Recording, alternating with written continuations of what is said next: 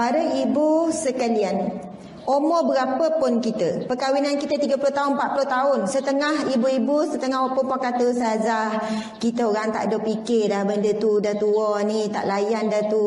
Ustazah orang muda lain lah, cik-cik tak fikir dah ni, fikir ibadah aja sekarang ni.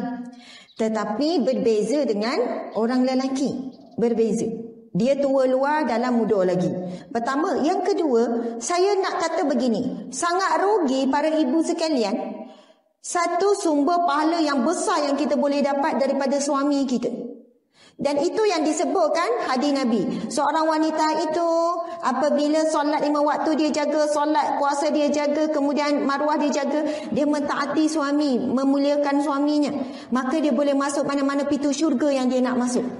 Jadi mesti ada tu. Nak katanya Allah mengikat kita dengan suami tu supaya kita sedar sampai mati kita kena berusaha. Kita boleh nekat, ya Allah, aku nak menikmati balik rasa cinta, rasa kasih sayang masa muda-muda dulu.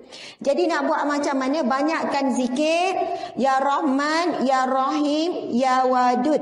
Tambah satu lagi, Ya Syakur. Perkahwinan 20 tahun ke atas, 30 tahun ke atas usia perkahwinan ni, inilah yang menjadi krisisnya, iaitu kekurangan, makin pudar kasih sayang, makin pudar kerinduan, makin pudar rasa menghargai, makin kurang.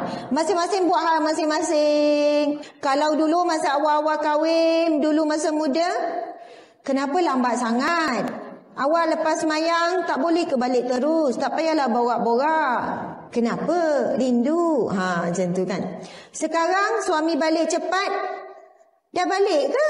Terbalik pula. Awal balik, cepat balik, tak ada orang ke nak borak dekat surau tu? Ya Rahman, Ya Allah yang Maha Pengasih, Ya Rahim yang Maha Penyayang, Ya Wadud yang Maha memiliki cinta, yang Maha mencintai, Ya Syakur yang Maha menghargai, Ya Syakur Maha menghargai. Kita zikirlah 4 tu, Ya Allah, Ya Rahman. Buatlah 10 kali ke 7 kali ke, lagi banyak lagi bagus.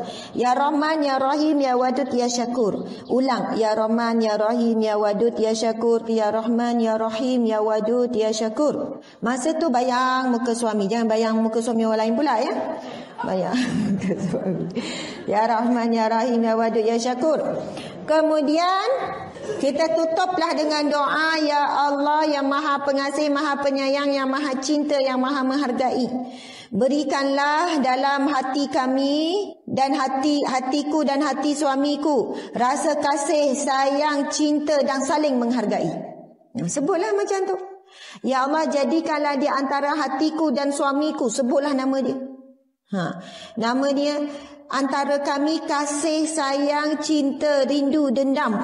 Nak tambah semua tu kan. Rasa kasih, sayang, cinta, rindu dan saling menghargai, Ya Allah, sehingga akhir hayat hidup kami. Subhanallah. Doa konsisten. Allah boleh campak rasa cinta itu anytime, bila-bila masa. Allah boleh campak rasa cinta tu. Masya Allah.